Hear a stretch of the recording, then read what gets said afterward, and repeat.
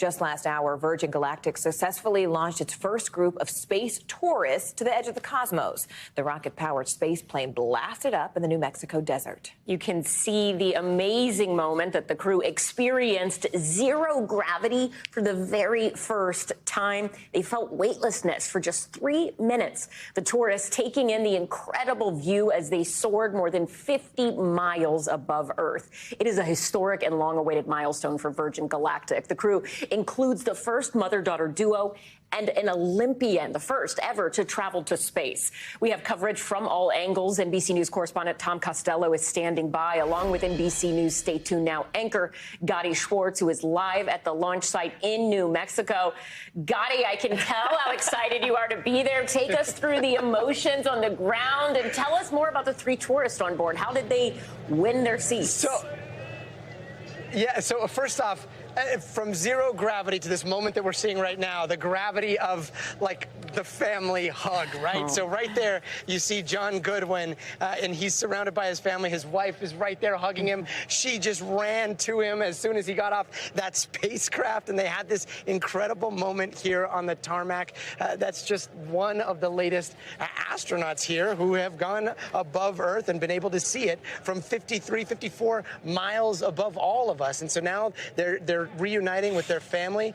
You've got Keisha and Anna over there, I would say luckiest people on planet Earth, because they won their trip up into space. Wow. Keisha, she used to be a flight attendant. She worked on planes. Then one day she was flying on a plane commercially. It was a Virgin plane, and she saw an ad for, hey, do you want to win a trip to space? She fills it out.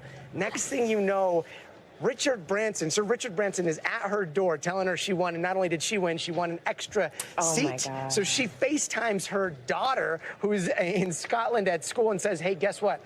You're 18 years old. You are going to space with me. Mother-daughter duo going up into space, having this incredible moment. Yesterday when we talked to her, she said, I can't wait to look down on our beautiful planet and then look at my beautiful daughter. I mean, that's what they're experiencing right there. It's just incredible. Amazing. And then you see them walking towards us here. Yeah, it's just it's something that you have to see to believe, and these families are over the moon. I'm over the moon just hearing that. Oh, it has the Antiguan flag. So okay, Antigua. I see you, Antigua. She said one for the Caribbean. She said one for the Caribbean. Okay. Yeah. All right. And it's funny because they grew up. They're island girls, right? So they grew up on this island, and Keisha, she talks about growing up on this island, and she had this incredible bond with her father. They would go exploring, and when you're from the island, you know there is an explorer spirit to you, but you do your exploring in a whole different planet, which is under the ocean. They've done a lot of scuba diving, but her dad and her, they would go on these adventures, and they would play make-believe. That adventurous spirit she has now taken to her daughter as she took her to space. So we're going to take a look here. Just let this live moment play out. The most awesome thing I've ever done in my life. Hey! The thing that surprised me more than anything else is the pure beauty of the Earth from space. It is completely surreal. I've got some fast cars, but that acceleration was just unbelievable. And thank you, Virgin Galactic. It's been 20 years for the wait, but it's been worth every moment of it.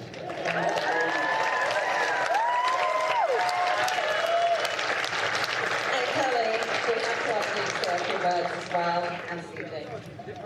Well, I just want to congratulate our new 3 astronauts, John, Keisha, and Anna, and it was my pleasure to give my first ever space flight with you guys on it. Wow, Tom Costello, I want to bring you in here. I mean, we're watching history. We're seeing all these proud faces, mother, daughter, so many civilians. As Gadi mentioned, Tom, we're also seeing a lot of firsts. And I know you've been covering this launch. I mean, this launch has been years in the making. Yeah. And Virgin Galactic specifically, they faced a lot of setbacks, a lot of delays. Just tell us sort of what it took to finally get to this point, to get these tourists into space, Tom.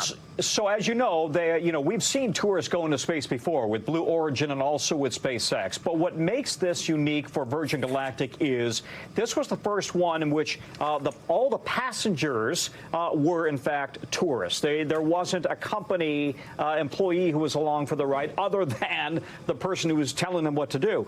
But I think what's important here is that Virgin Galactic needed this win because they've struggled over the years. Even in the 2 years since Richard Branson went up, they've had lawsuits, they've had allegations of safety problems. The FAA grounded them for a while because when they returned on that flight with Richard Branson 2 years ago back into New Mexico, they violated the FAA flight path. So they've had a lot of work to do, and they needed a success under their belt. But to Gadi's point, they have 800 people who've now signed up to take this kind of a ride, paying somewhere between $250,000 to $450,000 each. It isn't cheap.